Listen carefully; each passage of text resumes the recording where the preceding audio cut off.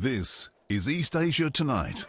Good evening, everyone. I'm Jill Neubrunner. Here are tonight's top stories from East Asia. Heavy rain continues to pound China and Japan, raising the threat of floods and landslides even as two powerful storms lose strength, leaving widespread destruction in their wake. A ballistic missile test by North Korea draws condemnation from the South just days before joint drills with the United States. Foxconn posts another strong quarter as booming demand for AI fuels production of servers and other tech hardware. China's commercial aviation ambitions are gaining lift from the first international flight of its locally made Comac C919. The jet has been billed as China's answer to the Boeing Airbus duopoly, particularly in Asia.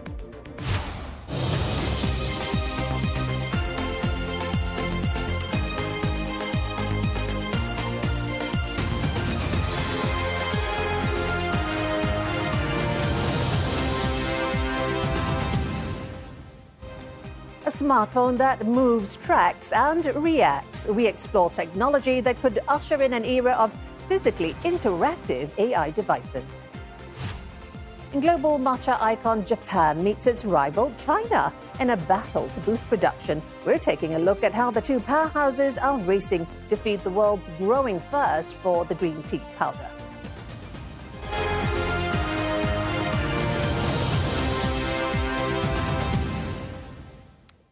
Heavy rains and the risks of more flooding in parts of Beijing and central China as remnants of Typhoon Dolphin move further inland. Now, parts of coastal Zhejiang were inundated with scenes of vehicles trapped in flooded streets. Now, the storm made landfall in the province on Sunday and weakened after traveling 6,000 kilometers inland.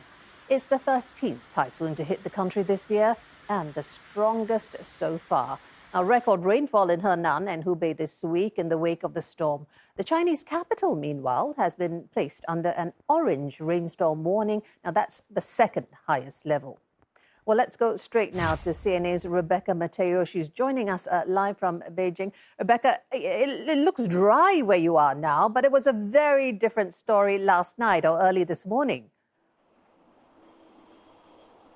Well, exactly, Jill. I'm in a more central part of Beijing, and as you can see, the skies have largely cleared up. In fact, it hasn't been raining for the past several hours, and there has been some light drizzle from time to time, and people are really going on about their lives as usual for now. But as you've mentioned, it was a very different picture earlier this morning. Intense rainfall started at around 4 a.m. into the morning rush hour, and we saw online videos circulating waterlogged roads as well as vehicles moving through standing water, water rising partway up car tires, and at some point water also rose past people's ankles, and people were wading through the water just to get around. And authorities have earlier said that the outer parts of Beijing, namely the southwestern part, such as in Tongzhou and Fangshan, could see heavier rainfall. And those areas, some of those areas are close to the mountains, so they are more prone to flash floods as well as landslides.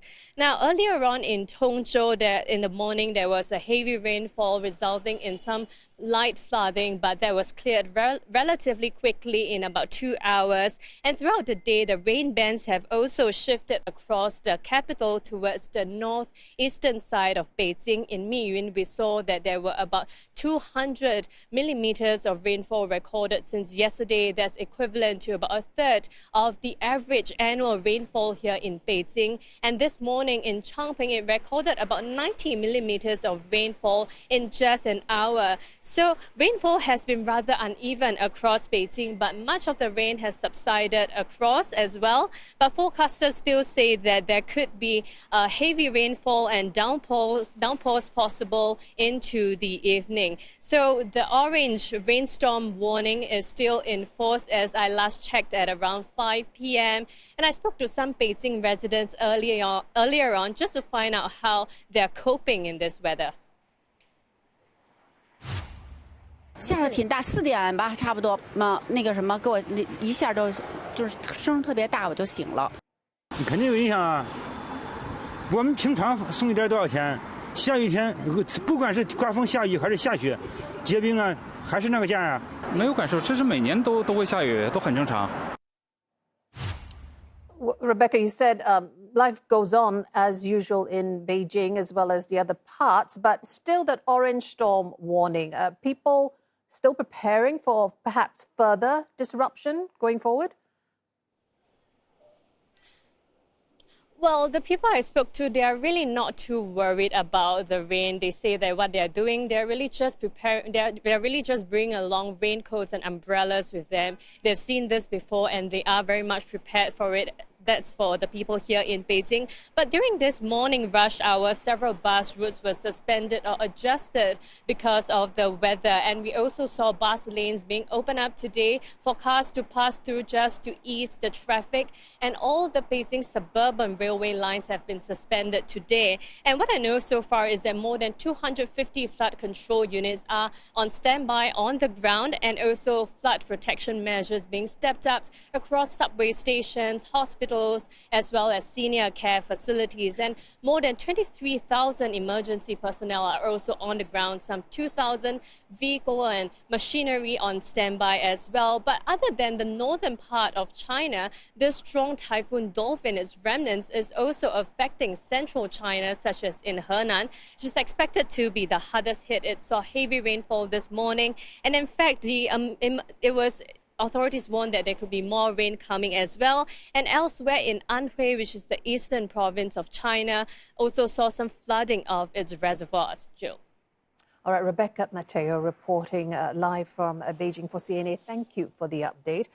That's not all, though, because severe weather in Japan as well. Typhoon Chan-hom has been downgraded to a tropical depression after making landfall last night in Ibaraki Prefecture. Japanese weather officials say this was the 15th typhoon of the year, and it took an unusual westward track before hitting land. Thousands of homes in Japan were left without power when Chan-hom made landfall overnight. The storm brought heavy rain to the greater Tokyo area, packing winds of 64 kilometers per hour. It knocked over structures and trees as it headed towards the north-central coast. At least 5 people were injured. Although the storm has weakened, authorities are warning of continued heavy rain across parts of the country. The Japan Met Agency said the Tohoku and Kanto Koshin region, including Tokyo, may see flooding in lowland areas and overflowing rivers today. Affected areas may see up to 150 millimeters of rain. Officials also warning of possible storm surges in western Japan through Thursday.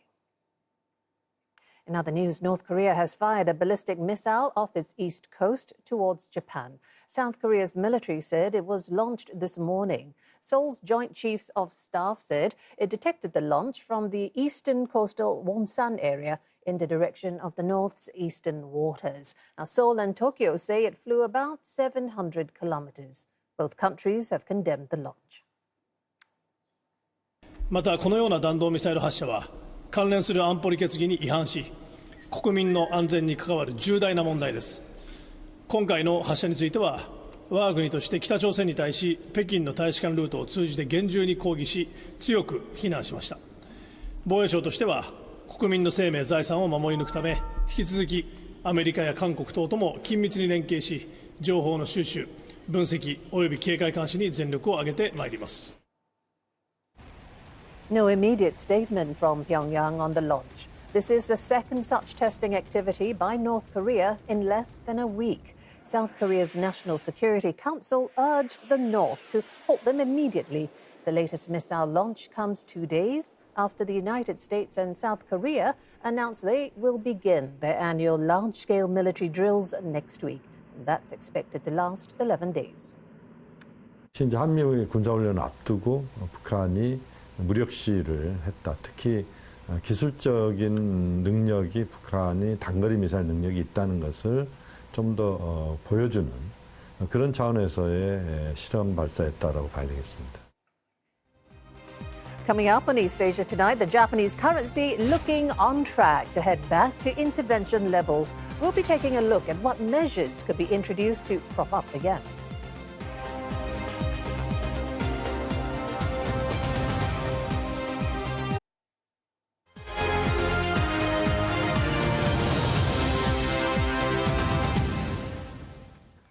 Welcome back, everyone, to East Asia Tonight. Roland Lim joining us with the business news and another record-beating quarter from Taiwanese electronics giant Foxconn. Roland? Yes, Jill. Despite concerns of overspending in AI infrastructure for the sector, well, Foxconn can thank robust AI hardware sales for its solid performance. The world's largest contract electronics maker expects its capital expenditure to continue growing and forecasts a 30% increase in 2026 from a year earlier, as it sees strong AI demand driving growth throughout the year. A net profit reached $1.86 billion in the April to June period. That's up 35% on year, while revenue in the same period rose 41% to nearly $79 billion. The Taiwanese company is a major server production partner for NVIDIA. It has benefited as governments and tech giants pour billions into data centers needed to train and to run AI tools. A cloud and networking product segments, which includes AI servers, accounted for 51% of second quarter revenue. Now, Foxconn is also benefiting from Apple's sustained smartphone growth, accounting for 29% of its revenue. It remains the primary iPhone manufacturer with assembly facilities in China and in India. A Foxconn share is officially listed as Hon Hai Precision Industry.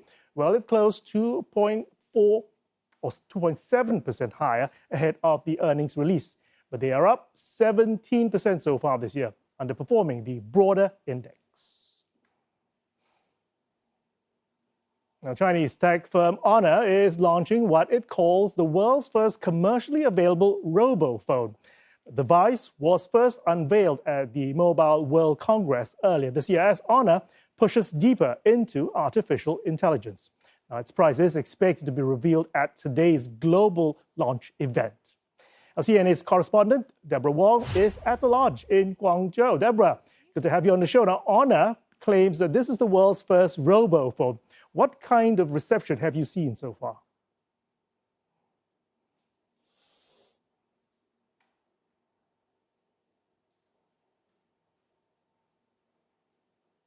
Okay, we seem to be having problems communicating with Deborah, but we will be back shortly with her. China's domestically produced C919 passenger jet has made its international commercial debut, with Air China flying from Beijing to Ulaanbaatar in Mongolia earlier today. The flight marks a milestone for China's efforts to expand its presence in the global commercial aviation market. The narrow-body aircraft has operated domestic routes since 2023 and is designed to compete with Airbus and Boeing. But the C919 still faces significant challenges overseas. It relies heavily on foreign components and has yet to receive certification from US or European regulators. The production has also fallen short of Comac's targets, with only 15 C919s delivered last year, well below its target of 75. The C919 has already carried more than 7.5 million passengers on 57 routes across 25 cities. Analysts say the aircraft's expansion will now test whether that domestic operating experience can translate to international use. A Chinese AI startup, Manus, has confirmed its breakup with US tech giant Meta. Now, Manus says it'll soon resume operating as an independent company. That's months after Beijing blocked the multi-billion-dollar acquisition of the firm. Well, let's rewind and take a look at how the deal unraveled. The company gained global attention last year in March when it launched its AI agent. A Chinese media hailed the firm as a symbol of national innovation. Soon after, Manus shifted its headquarters to Singapore. It also began blocking access for Chinese users and withdrew its presence on Chinese social media. Then, at the end of last year, US tech giant Meta announced a deal reportedly worth $2 billion, which would have made it the third largest acquisition deal in Meta's history after WhatsApp and Scale AI. But trouble was brewing. The deal quickly attracted scrutiny from Beijing in January. The Chinese authorities began examining whether the acquisition complied with export rules. And then in April, Chinese authorities blocked the deal. In the months following, U.S. media reports swirled that Meta was preparing to backtrack on the deal or that it had cut Manus off from its internal systems. Fast forward to today, Manus confirmed the split, saying it would soon resume operations as a standalone company. Now, Manus's fallout serves as a cautionary tale for other Chinese tech startups looking to expand overseas, especially as the AI race heats up. In the U.S., the unwinding of the Manus deal may be a temporary setback for Meta, which is racing to strengthen its position in AI. Now, the yen could put Japanese policymakers on the test again today as the currency closes in on 160 to the dollar. Now, yen moves were subdued yesterday, but Tokyo markets back from a holiday today. Traders still watching whether the yen can hold below 160 or if it breaks higher, which would prompt another response from authorities. Now, Japan has several options to support its currency. Now, officials can step up verbal warnings, signal higher interest rates, or intervene directly by buying yen, as Japan did with a coordination with the US last month. But investors are looking for more fundamental support from higher Japanese interest rates. Markets are now weighing whether the Bank of Japan will accelerate its tightening cycle. The odds of a September rate hike has risen to 60.7% from about 40% at the end of July. Japanese businesses are also warning that prolonged yen weakness is pushing up import costs. Uniqlo owner Fast Retailing expects to raise prices on some autumn and winter clothing in Japan by about 4% to offset the weaker currency. Muji operator Ryohin Keikaku, meanwhile, is looking to increase in-house production to cut costs and protect margins. Now, recapping that story we were on just a little while ago, Chinese tech firm Honor launching what it calls the world's first commercially available robophone. Its price expected to be revealed today at the global launch event. CNA's correspondent Deborah Wong is at the launch in Guangzhou. Deborah. Honor claims that this is the first robophone. What's been the reception like over there? So it's gained a lot of attention for just how different it looks from conventional smartphones. Now, this robophone has a retractable gimbal, and it's powered by AI, and it can also follow the subject wherever it goes, even turning 180 degrees at some point. Now, this is positioned as a pretty serious tool for video creators, and so it's gotten quite a lot of mixed reviews from the general public. They're, listing out questions of its practicality and durability as well. Let's hear more from the consumers. 因为拍照我是个人不太喜欢用 AI 帮我拍的呀，因为我是比较喜欢就是个人感受嘛。但是我自己拍着自己看得开心就好嘛。这种手机确实很新，就是这个想法很新颖，但还是需要时间来接受嘛。并不会考虑，因为我觉得它可能就是会比较脆。如果说日常使用的时候，它如果磕碰什么的，云台打不开，维修的成本很高。我觉得这种男孩子喜欢吧，像机器人一样，对吧？那如果说要我买一个这2个2合1的，会去体验一下，看看喜不喜欢。先光看的话，我觉得兴趣不大。Deborah, I believe that you have someone with you to actually break down what this new launch means for the market. Absolutely. I have with me today Mr. Ivan Lam. He's a senior analyst at Counterpoint Research who specializes in smartphone research. So, Mr. Lam, thank you very much for joining us. My question to you would be, you've seen what the robophone can do. Do you think it's just another gimmick or a game changer? Thanks for having me. So, actually, this robophone, when it came out, it's quite a bold innovation to me because it's the first time to combine the gimbal, the pocket, the DJI Pocket Lite to a smartphone. It's a very good innovation, and then I at that time I kind of wow to this one, and then but to some extent that is the first try in the industry. I think for the market response we need to be conservative because it happened to be a premium segment, and then the pricing and will be like kind of like need time for the consumer education to learn this product for the moment. Ivan, the industry is also awaiting the price reveal, and it's going to be starting in a couple of minutes. But trade reports are suggesting that it's going to be on the higher end. But rising memory costs is going to be squeezing consumer demand. So, will consumers actually pay for premium features across the market? We are seeing actually the premiumization actually happening in Chinese market, and also US market. This kind of mature market, more consumers are willing to pay more to get some higher feature, higher performance. This kind of behavior is happening, especially post-COVID. And then the consumer being more rational on buying the new product, and then they consider the price and the feature itself as well. So at the moment, as a premium product, it haven't been proved by the consumer will like it a lot. So it need time to prove this product can sell or not. And has China's smartphone ecosystem become faster at turning emerging technologies into products? And do you think this also gives them a competitive edge against their foreign rivals? Firstly, the branding purpose is a must because it's proving that owner can do this kind of robotic built-in into a smartphone. The second is that we are seeing that more and more new technologies becoming easier or faster to realize in China market ecosystem, especially the hardware side.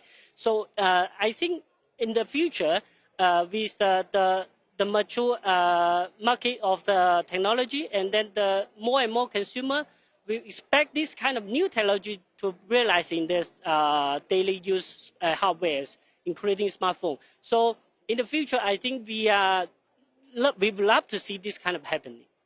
Thank you very much, Ivan. And that was Ivan Lam, Senior Analyst at Counterpoint Research. Now, the launch is going to be starting in just a few minutes, and that's when the prizes will be revealed. But whether this sets a new industry benchmark really depends on consumer adoption, and we'll be keeping an eye on those sales figures ahead. Roland. Right. Thank you. That was CNA correspondent Deborah Wong live from Guangzhou. In the meantime, market action. Japan's equity markets rose after swinging between gains and losses earlier in the session, supported by chip stocks and gains in South Korean shares. The Nikkei 225 climbing 0.83% today. Now, Hello Kitty owner Sanrio shares plunging after the company's first quarter operating income missed market estimates. It tumbled by as much as 20%. That's the most in more than 12 years. South Korean shares ended higher, extending gains for a third straight session as chip makers jumped on AI optimism. The benchmark Kospi index closing up 3.7%. Index heavyweight Samsung Electronics rising 6.68%. Peer SK Hynix up 5.54%. And that'll do it for business. Jill, back to you. I tell you, you got to tell me as soon as the launch happens and as soon as we find out how much those phones are. Well, I don't definitely want a phone that's dancing in my pocket, Jill. Sorry. All right. Well received. Thank you so much, Roland. Coming up on East Asia tonight, Vietnamese leader To Lâm takes his bamboo diplomacy to Australia and New Zealand as Hanoi looks to strengthen key partnerships in the Pacific. We'll have more insights from an expert on what the trip signals about the country's priorities and its approach to a shifting regional landscape.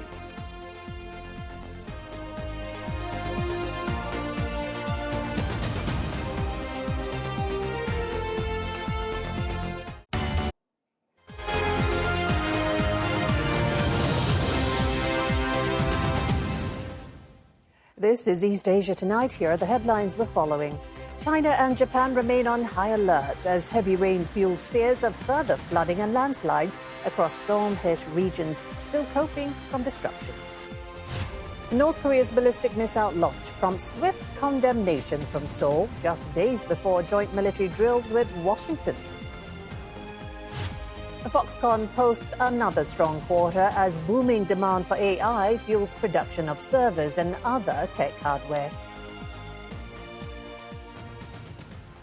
And we have some breaking news for you out of China. Former Premier Zhu Rongji has died at the age of 97. State media reports that Mr. Zhu passed away in Beijing at around 11 a.m. this morning after an unsuccessful medical treatment for an illness.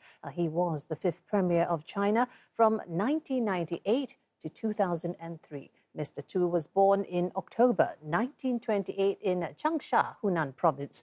He joined the Communist Party of China in October 1949. Now, that is the same year the People's Republic of China was established. He was sent to the countryside during the Cultural Revolution in the 60s and the 70s, where he worked his way up and was appointed Shanghai mayor in 1987. Now, about a decade later, as premier, he was seen as a leading figure behind China's economic policy, steering the country through the Asian financial crisis.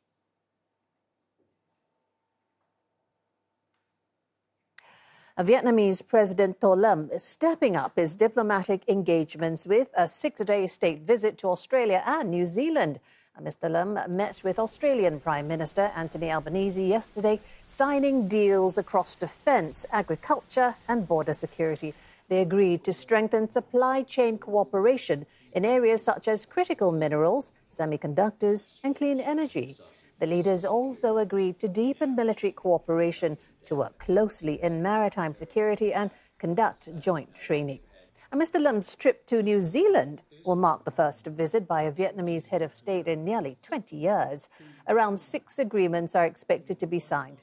New Zealand Prime Minister Christopher Luxon said the two countries aim to strengthen ties in tourism and technology.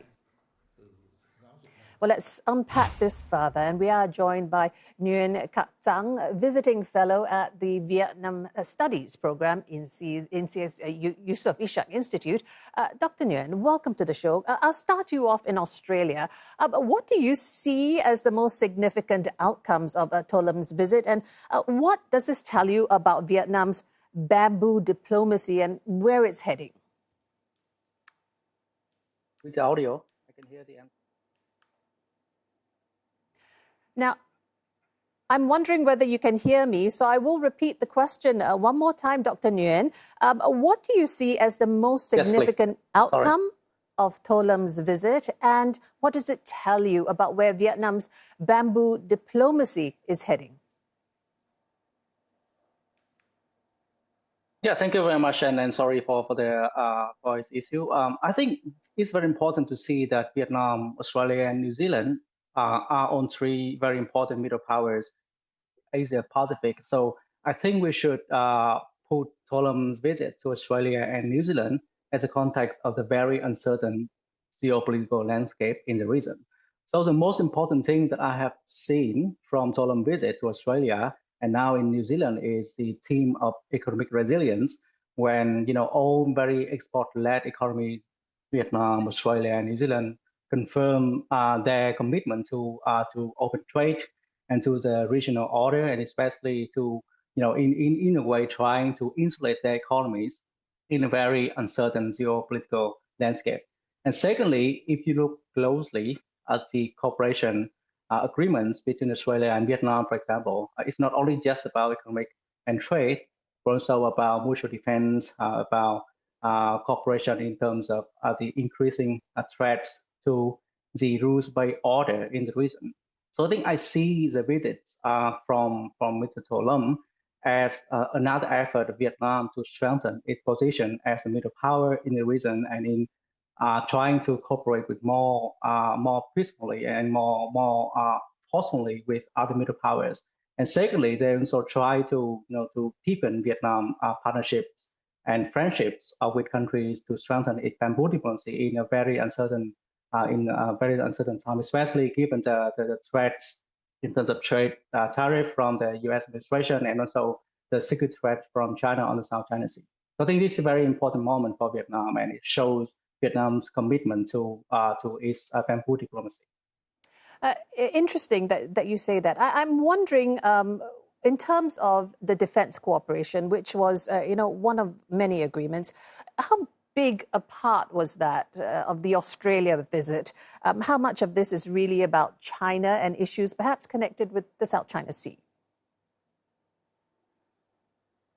Obviously, both Vietnam and Australia don't want to mention China in their defense cooperation, because Vietnam obviously is very wary of Chinese aggression on the South China Sea, whereas in Australia, there are a lot of concern about the security threat that China can pose in the South Pacific. But for both sides, as a maritime countries, Vietnam and Australia have a lot of room for cooperation, especially in terms of maritime security. And it's very important to note that Australia has been training many Vietnamese military personnel in Canberra for a very long time. And they also have Vietnam to train and to dispatch the Vietnamese peacekeepers to Africa. On the back of that, Australia is a treaty ally of America, and Vietnam and America in the past decade has increased their cooperation in many areas. But obviously, because of the concern about China, Vietnam doesn't want to move very close to US, at least explicitly. So Australia serves as a very important back channel for Vietnam to communicate and to work with America and with American allies in the region to secure the rules by order and protect Vietnam national interests, especially on the South China Sea. Even without aligning completely with the US, is it hard for Vietnam to be careful to appear not to take sides in any major powers? How does it then deepen security ties with Australia, who seems to be a safe partner, without still crossing lines with Beijing? Yeah, I think they're very carefully, crafting the message that it's all about protecting the rules by order in the region. And secondly, all of the cooperation is not about sharing the common threat, whether China or whether something else, but about strengthen their security environment, especially in terms of maritime capacity. So if you look from that perspective, cooperation between Vietnam and Australia have both nations in their own capacity building, while at the same time doesn't seem to be a threat to China directly. So in so doing, I think they lower the risk of displeasing Beijing at a very, very difficult time geopolitically at the moment. All right, I'm afraid we're going to have to leave it there, but do appreciate your time. We've been speaking there with Nguyen Khac Giang, visiting fellow at the Vietnam Studies program in Singapore Yusof Ishak Institute. Thank you. Indonesia says its Navy vessel will conduct exercises with countries it passes through on its journey home. And that includes a planned drill with China in waters off Taiwan's east coast. The Indonesian Navy says the exercises were not intended for war fighting. It calls them passing exercises in line with Indonesia's non-aligned foreign policy. The Navy says those drills are goodwill engagements used by navies around the world for maritime diplomacy and cooperation. The vessel is heading home from Russia. It took part in a bilateral exercise with the Russian Navy towards the end of last month. China announced the planned drill yesterday. It says the exercise will involve communications and at-sea replenishment to strengthen cooperation between the two navies. But Taiwan has raised concerns. It has described the drills as dangerous, saying Beijing is trying to create a false impression that it controls those waters. China claims the island as part of its territory. Coming up in East Asia tonight, we're going to be finding out how Japan's tea growers are racing to meet the world's booming appetite for matcha as China gains ground in its global production.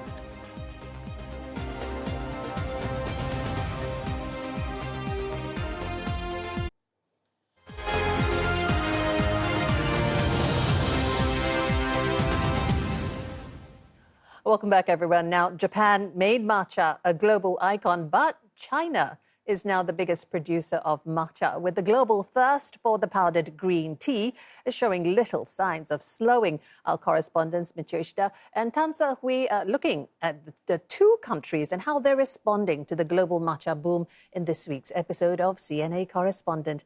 Here's a preview.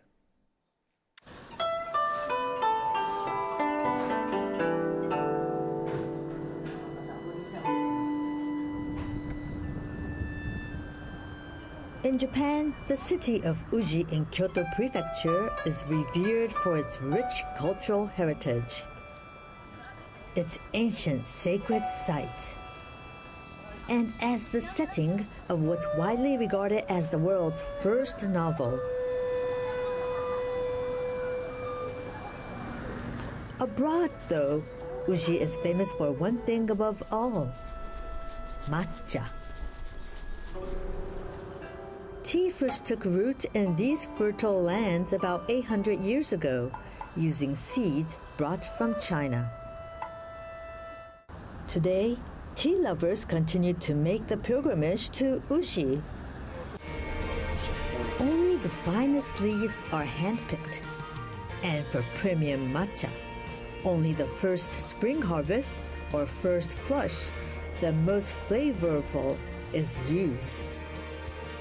Once picked, the leaves are rushed to a processing plant.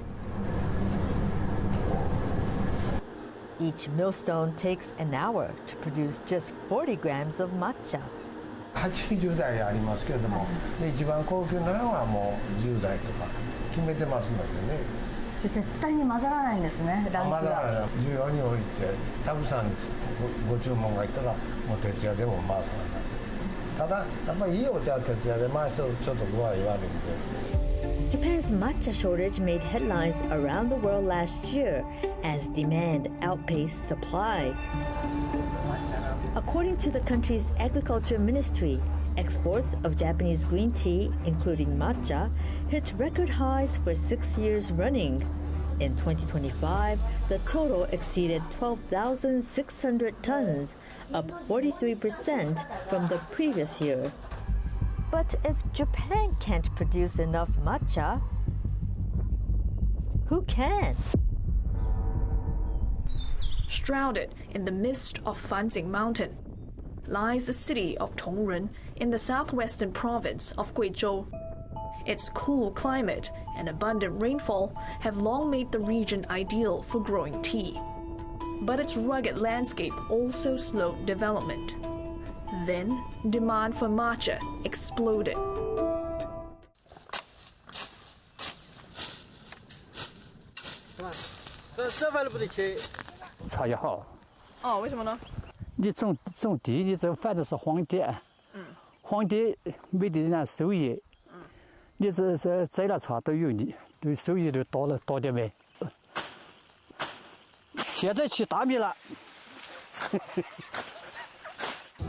"71-year-old Yang Xiuyuan has worked these fields for much of his life. He earns 100 yuan, or about $15 a day, pruning, fertilizing, and harvesting tea.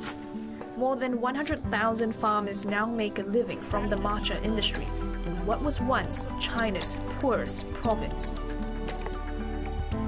Today, Tongren City alone produces roughly a fifth of China's matcha, helping to drive the country's rise as the world's largest matcha producer. Last year, China accounted for about 70% of global matcha supply, more than 12,000 tons, according to the China Tea Marketing Association. And leading the way is Gui Tea, the country's biggest matcha maker. 日本的抹茶近几年呢，它的增长其实也是很快的，但是赶不上市场的需求的速度。所以说这些年中国很多的新进入抹茶产业的企业非常多。Gui Tea entered the matcha business a decade ago. Today, it exports matcha to Japan and more than 50 other countries. Amazing story there. So we want to further unpack this global matcha boom and matcha battle. For that, we're joined by CNA's senior correspondent, Michio Ishida. She is in Tokyo, and Tan Se-hui is in Beijing. But first to Michio, I loved watching you walk through that processing plant there. But how are Japanese growers adapting to China's increasingly expanding matcha industry? Well, many tea producers I spoke to are trying to increase matcha production, but there's really a limit to how much Japan can expand. There's a shortage of labor force, aging farmers. In the case of Uji, the home of premium matcha, there's the issue of limited space as it's mountainous. But to respond to growing demand for matcha around the world, there's a shift in tea growing regions from producing leaf tea for sencha, which is the most common type of tea in Japan, to tencha, which is the source for matcha. So while the overall production of tea leaves has been falling in Japan, tencha production rose more than 3 times in 10 years. Now, is the Chinese matcha production at a level where a Japanese tea industry see it as a threat? Well, it really depends on what kind of quality of matcha you're talking about. If you're talking about a second flush, third flush, which would not be regarded as premium matcha, but most likely used to make sweets or food products, the view among Japanese tea industry member is the quality of Chinese matcha is about the same as Japan's. But when it comes to premium matcha, industry members here think Uji is the best. Now, basically, many in Japan's tea industry welcome China's expansion because Japan basically cannot meet the global demand. Professor Yoriyuki Nakamura, a tea expert at the University of Shizuoka, thinks the world wants 100,000 tons. Japan doesn't even have enough matcha to meet its domestic market. Japan actually needs to import from China for matcha powder used for sweets, for example. And if China responds to demand of mass production of matcha, then Japan can focus on premium matcha. I get it. Now, so you heard Michio there say, you know, the pie is big enough. There are different kinds of pies to satisfy everyone. But what's happening in China, even though it surpassed Japan in output, do you think it can really challenge Japan in its reputation, especially the high quality matcha? Well, Jill, I like how you described it earlier, that it's a battle. It's indeed a battle between China and Japan. At the moment, the ambition is there, because when I talk to my interviewees at Guizhou, which is one of the tea-producing regions here in China, well, I got a sense of pride from them, and there's a strong sense of pride because they said that they want to reclaim what is said to be a Chinese tradition. They're saying that matcha originated during the Song and Tang dynasty, so that's what they want to bring back. But they did tell me that the biggest challenge, just like what Michio said, it could be the perception of Chinese matcha. Not many people know about Chinese matcha. They still think that Japan is the one that produces matcha, but actually the world's biggest producer is China. So what China is doing is that they're going out for a strategy. They're strategizing because much of the demand is really, the majority of that demand is for not for refined matcha. We're really looking at the beverage grade matcha, and that is what China has in terms of a competitive advantage. Because when we look at cafes, we're talking matcha lattes, matcha cakes, matcha ice cream. You don't need ceremonial grade matcha for that. What you need is the lower tier, mid tier matcha. In fact, those kinds of matcha are better in terms of blending with, let's say, milk, coconut, other various flavorings. And so China is really going big on that. But with that said, do not underestimate China. I spoke with the largest producer. They're saying that a growing proportion of their newly produced matcha is high grade. And so they're really investing a lot in R&D and technology. And I asked them, how long do you think Chinese matcha will take when it comes to securing an important position in a high quality matcha? They say give them 5 years. So 5 years, we'll see whether China can match up with Japan in terms of their ceremonial grade matcha. Wow, 5 years. If you asked them and spoke to them, did they mention perhaps a challenge or an obstacle that might extend that 5 years to a bit longer, perhaps, to reach that grade? That's right. I spoke to the farmers there, and what I sensed was that the biggest challenge is, and the irony is that even though they're trying to expand the production of their matcha to meet the demand, the irony is that the workforce, it is aging.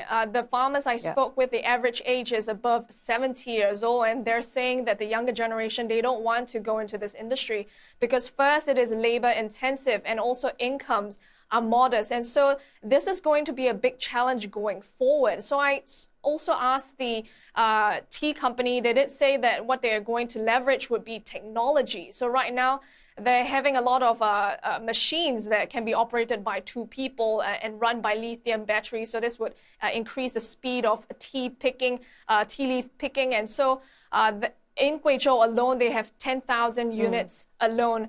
And also, I think another challenge would be climate. These tea picking process will be very much dependent on the weather, because the farmers said that when it rains, they cannot work outside, and this would affect their income. And just over the last few days, we've been reporting on Typhoon Dolphin, heavy rains over the last few days, not just in China, in Japan as well. And so increasingly moving forward, that will be going to be a big challenge. Absolutely. Michio, the last question to you. You heard Sehui saying that technology is going to do the heavy lifting because of a somewhat aging population in China. What are Japan's challenges when it comes to sustaining their boom? Well, let me start with a bright sign from Uji in Kyoto. Young generation they're willing to actually take over and run the tea business. That's on the back of the boom. It's promising high returns.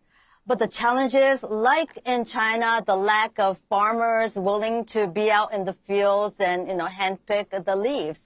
Now, president of Japan Tea Central Association, Yoko Kamikawa, who's a lower house member and former foreign minister, she told me in a news conference that she aims to support smart farming. Now, another challenge industry members express concern over is, including Ms. Kamikawa, green tea powder claimed to be Japanese matcha is sold worldwide, but they're not actually Japanese matcha. So Tea Association here and their exporters have persuaded the Agriculture Ministry to apply its trademark for produce with tradition and regional importance. And it was accepted, and GI, which is in short for geographical indication, is a trademark, which was accepted on Japanese tea from July. Then there's the question of whether matcha boom will continue. Japan's tea industry was shrinking because green tea, including matcha, was not drawing enough demand. But for now, industry members hail the matcha boom worldwide, boosting their motivation to produce quality tea, including matcha. There you go. Japan or Chinese matcha laid out very nicely by our CNA correspondents, Michio Shida in Tokyo, Tan Sehui in Beijing. Thank you, ladies. Now you can catch the full episode of CNA Correspondent 9:30 p.m. Singapore, Hong Kong time, or anytime on CNA.Asia or on YouTube.